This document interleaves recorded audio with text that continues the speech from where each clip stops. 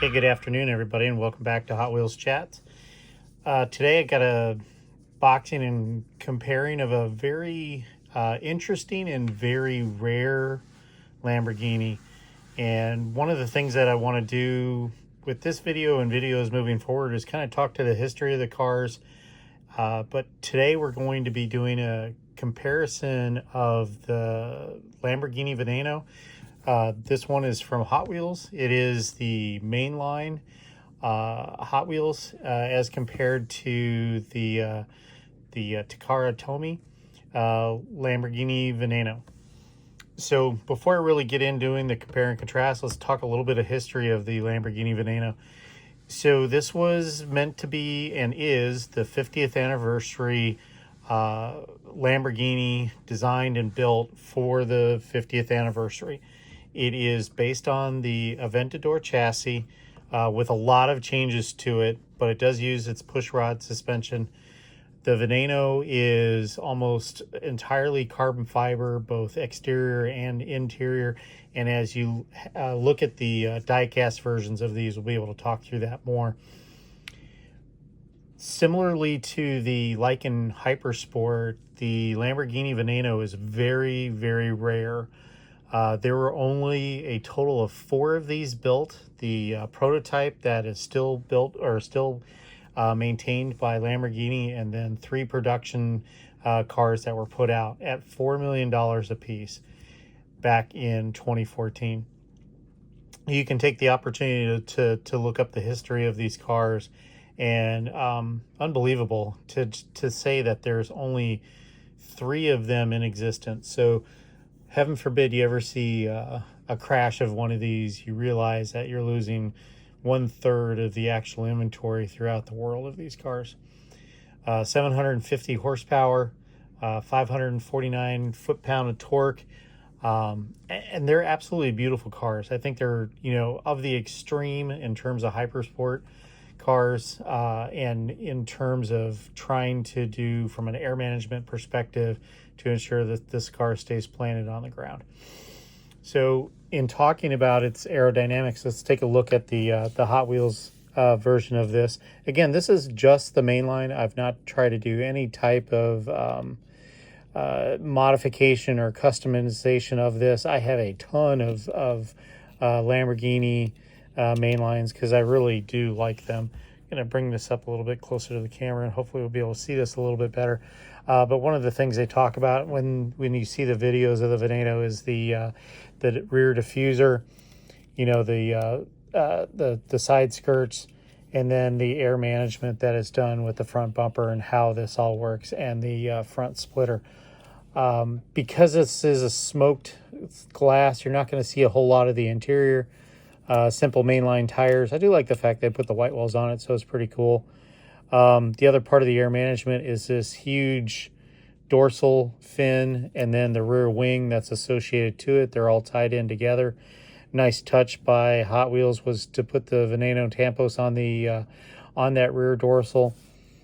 Overall, it's a good looking car for a mainline. It's got good headlight tampos. It isn't a bad looking car for, $1 mainline or $1.25 nowadays, but nice flat. Kind of get to see where Lamborghini was going with the diffuser, with how Hot Wheels has made the casting of it. Overall, it's a very interesting car. But imagine $4 million when this was brand new, and I'm sure they're going to go higher. The stats that I reviewed were on the Rob report, and it was about the auction for this vehicle coming up. And I'm sure, as they stated, that you were going to see quite a price point on this thing because it's going to be part of an overall collection. So the Takara Tomy Veneno is a 167 scale, 164 scale. So you're going to see that it is just a bit smaller than the Hot Wheels mainline, but no less in terms of details with it. Let's get these things nose to nose, maybe see it a little bit better. And really impressed overall with the detail. I really like what Takara Tomy did from a paint job perspective. I think it helps allow you to see the details of the car overall better than with the purple. Don't get me wrong, the purple is pretty, and the striping down the side is cool, but you can really see the detail of the car. Go to the front, you can see better detailing of the front splitter, how that goes into the intakes. Both of them have a good tampos on the front nose there. I will say that the Lamborghini's is a little bit overall cleaner. Tomy did not take the time to do anything from a headlight perspective, which, you know, I guess I shouldn't be surprised at the size, but little bit clearer windshield, but you really can't see a whole lot.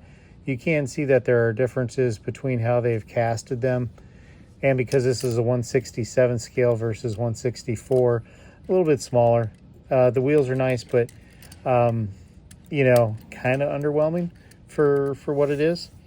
So rear wing against that, again, that dorsal, no type of tampos for Veneno on the side.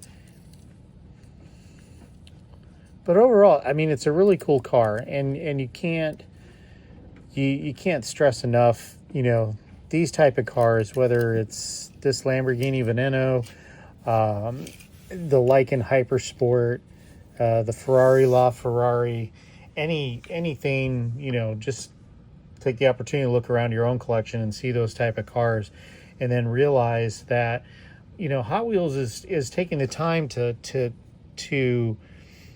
put together the work to make this car, to cast it, and create thousands, if not hundreds of thousands of copies of this version. I'm sure somebody could say in the comments, you know, from a production run, how many of these were made, but consider only a total of 4 of these, the pre-production and then the 3 production models of the coupe were built.